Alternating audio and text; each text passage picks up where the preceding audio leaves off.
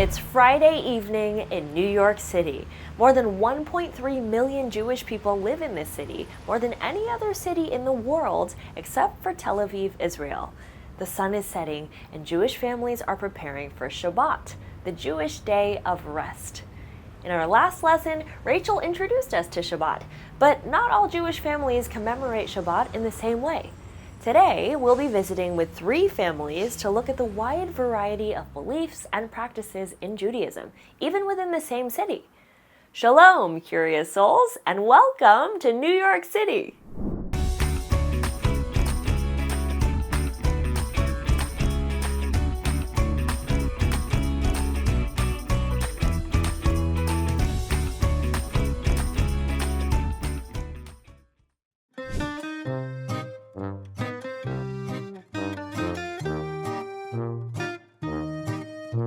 In Borough Park, a neighborhood known for its strong Orthodox Jewish community, the Goldberg family is welcoming Shabbat. Orthodox Judaism is the largest movement or branch within Judaism, with more than 2 million followers. The Goldbergs follow strict regulations about what they can and cannot do on Shabbat. There are 39 categories of work that they avoid because it is supposed to be a day of rest. This includes many things you might not think of as work, like cooking and writing. These categories have been expanded to include the use of advanced technology in the modern world. For the Goldbergs, this means no phones, no televisions, no internet on Shabbat. Their meal follows strict kosher laws. These are specific dietary guidelines that come from the Torah, such as avoiding pork and shellfish and keeping meat and dairy separate. Orthodox Judaism requires that they follow these rules carefully, from how food is prepared to how it's served.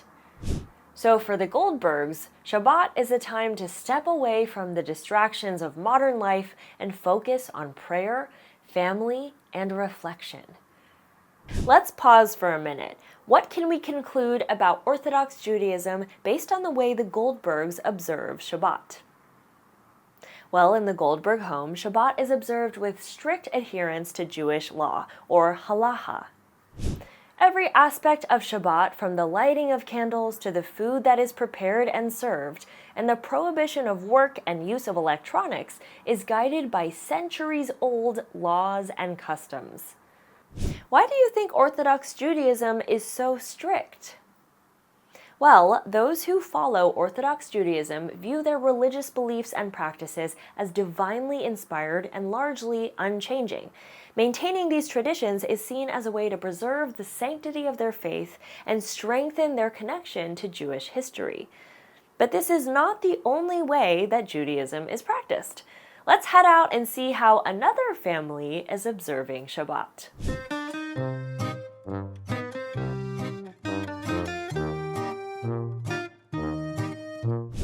A few miles away in Forest Hills, the Cohen family is also preparing for Shabbat.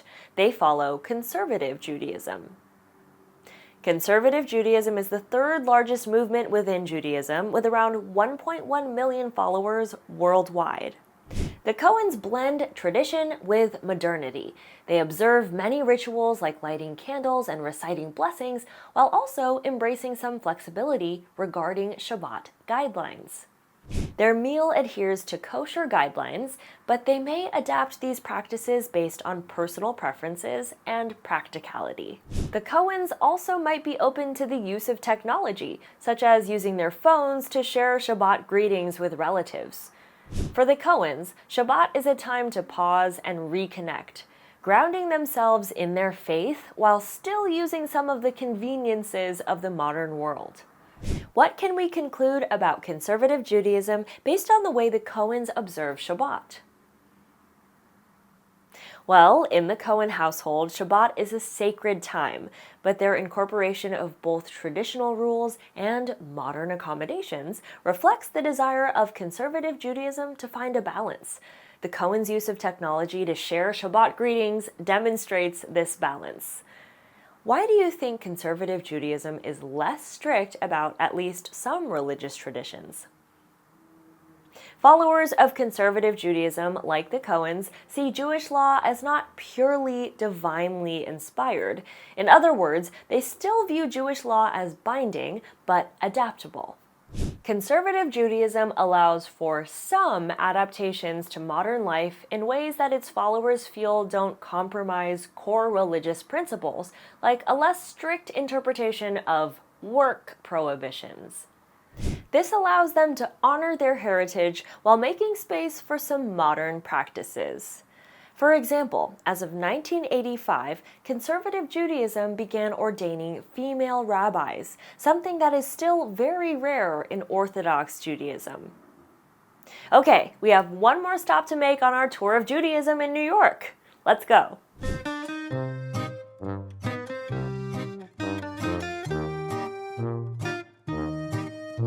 In Manhattan, the Rivera family is hosting a Shabbat dinner for family and friends. They are part of the Reform Jewish community. Reform Judaism is the second largest branch of Judaism, with around 1.8 million followers worldwide. While they incorporate traditional blessings to welcome Shabbat, their observance often reflects their personal values and modern preferences. The Riveras, like other followers of Reform Judaism, may choose to interpret kosher laws more flexibly. While some dishes align with traditional dietary guidelines, they focus more on the spirit of Shabbat over strict adherence to every rule.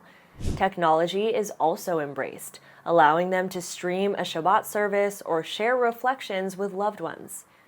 Discussions frequently touch on current events or social justice topics, connecting their faith to contemporary issues. For the Riveras, Shabbat is a time to pause and reaffirm their commitment to their values while still maintaining their day-to-day routines. What can we conclude about Reform Judaism based on the way the Riveras observe Shabbat? Well, their practice reflects the core values of Reform Judaism: inclusivity, personal choice in how traditions are observed, and a commitment to ethical living. For the Riveras, the spirit of Shabbat is more important than strict adherence to laws. Why do you think Reform Judaism has this flexible approach? Well, Reform Judaism embraces modern values and adapts its religious practices to align with contemporary life, often emphasizing social justice, equality, and individual autonomy. All right, as much as I love New York, we need to head back to the Library of Faith.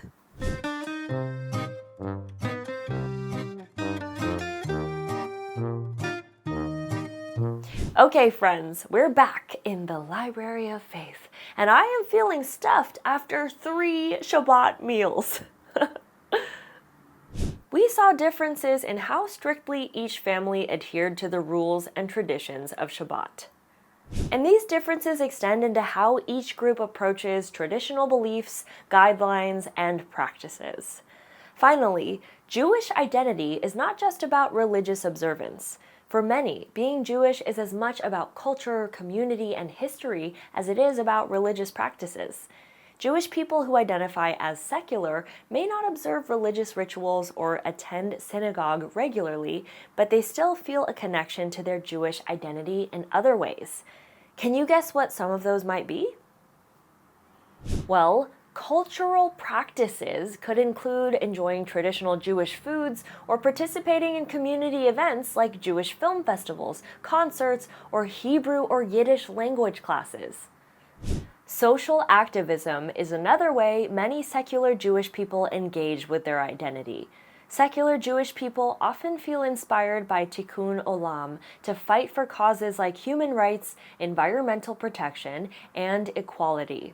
Additionally, visiting historical sites or participating in organizations that promote Jewish education and awareness helps many people maintain a strong sense of Jewish identity. Secular Jewish people find many meaningful ways to express and honor their heritage outside of religious observance. This diversity within the Jewish community highlights the richness and complexity of Jewish identity.